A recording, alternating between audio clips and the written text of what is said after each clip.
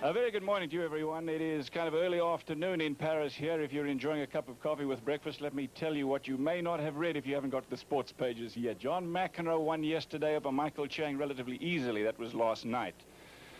But it was a very tough road for Boris Becker, who beat Wally Masur of Australia. Took him to a tiebreaker in the third set after serving for the match at 5-3. They are playing for $300,000 first prize, which, by the way, is the same amount of money that you win if you win the French championships here in Paris in the springtime. Fred Stolle, an interesting championship and some interesting early round results. Mats Wilander losing in the first round. Best field that I think we've seen in a 32-man draw for this season, maybe for many seasons. And when you get somebody like Mats Wilander not even seeded here, that tells you the quality of the field. In fact, the tournament officials are worried, Fred, because they say, how can it get better next year? But let's take a look at this match between Becker and John McEnroe. It's going to be, well, a very interesting encounter.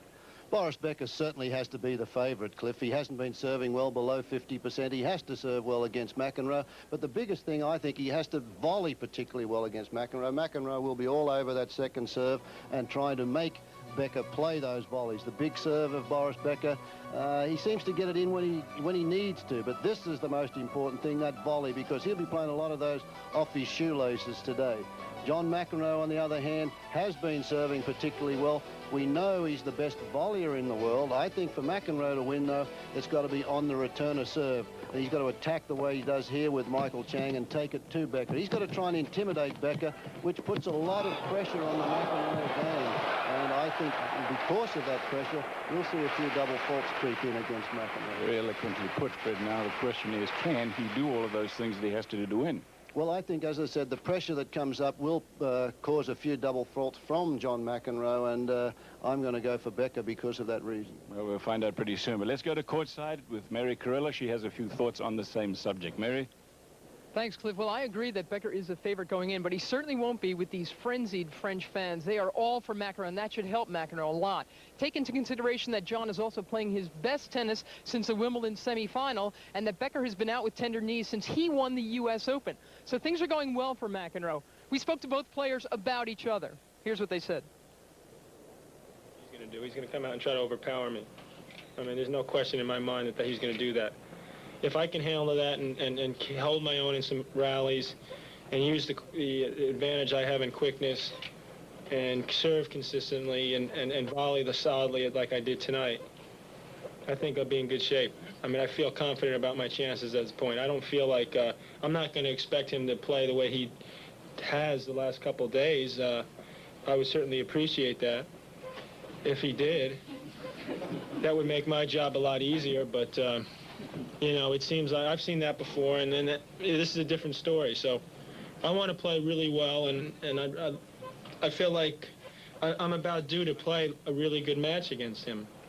You know, he has been struggling the last 3 or 4 years, but this year, in my opinion, he put it together. You know, he has reached the number 4 ranking, a semi-final at Wimbledon, and which is very good for tennis, in my opinion, and.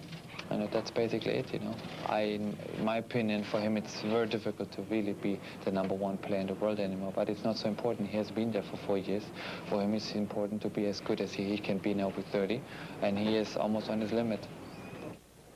It's interesting words from Becker. Keep this in mind. McEnroe considers this to be a very, very big occasion. He thinks he can beat Becker. They played each other 5 times. The only time McEnroe has ever beaten him was way back in 1983 when he was 1 in the world and Becker was well below 500. But McEnroe thinks this is his day.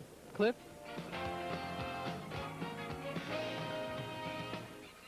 Thanks, Mary. This semi-final match full of opportunities for both players. $150,000 to today's winner, $300 to win the championship. Live coverage from Paris.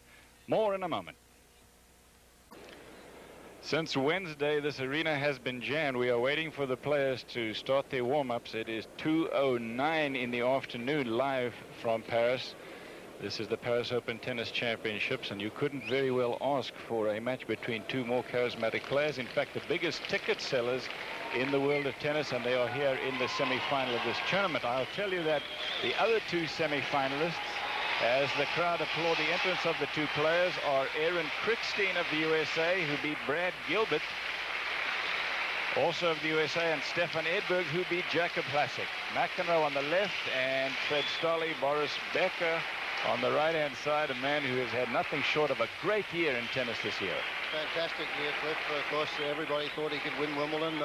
Not too many folks thought that he could get through and win the US Open, but he proved them wrong, played some tremendous tennis there. But John McEnroe has also been over here for a while, Mary, and he's ready to go today. He is, isn't he? And again, he really feeds off these fans. They're crazy about him. He said the only other country in the world where he gets this kind of reception is in Italy.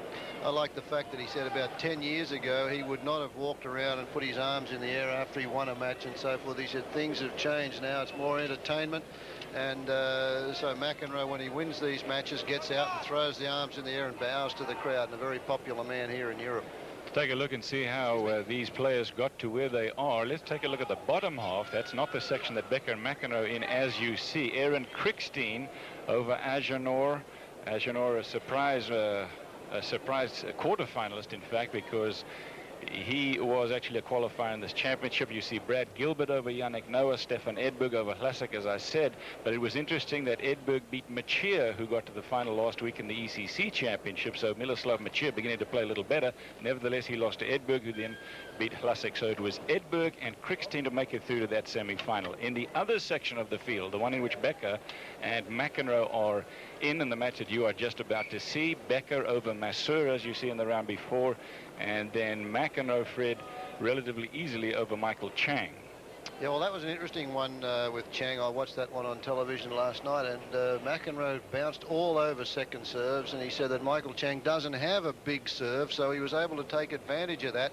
But the situation, as we watch McEnroe now just limbering up, he was here earlier just practicing serves, and interestingly enough, on the first court, the deuce court, he was practicing that serve away to the Becker forehand. So I'll be one that's interested to find out whether he starts off doing that here. But he has been serving well, but this is a different kettle of fish as opposed to last night, where Michael Chang did not come to the net one time in the first set and only on 6 occasions in the second set, whereas Boris Becker will be all over the net, the same as John McEnroe. So this is certainly going to be a serve and volleyer's day. You have the feeling that McEnroe likes to play against a Michael Chang, and in fact he says so.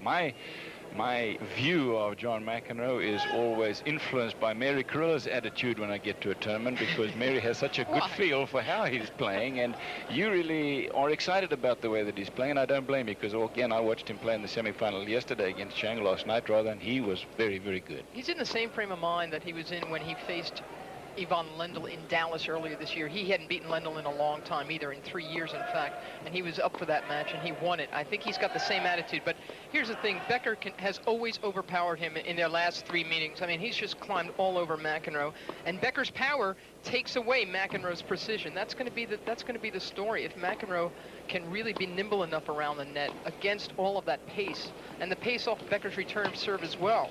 I mean, McEnroe's got all kinds of great feathery touch, but it's hard to feather back bullets, and that's what Becker's going to be feeding. Lyman, West Germany, man's won Wimbledon 3 times, and some of the other statistics that you have seen on Boris Becker. And now let's take a look at John McEnroe.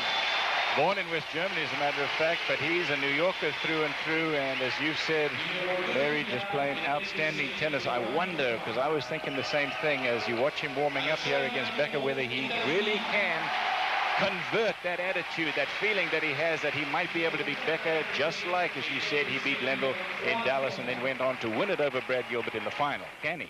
That's the question. I think he has to volley very well, and in that match last night against Chang, he was all over the net, and the percentage of volley winners was very good, but the precisionness of the volley was what impressed me. He finished off that match with an unbelievable backhand volley, hit so far cross-court out in front of him, but again, it's going to be a little bit harder. The pace is going to be picked up today. It's not going to be the little roll top spinners. It's going to be the brute force, as Mary said. It's tough to feather bullets, and John McEnroe's got to come to grips with that today. Just like New York, the crowd here, they don't just come to watch. They get involved, and that may help John McEnroe, as Mary has already suggested. Semi-final, men's singles, live from Paris in a moment.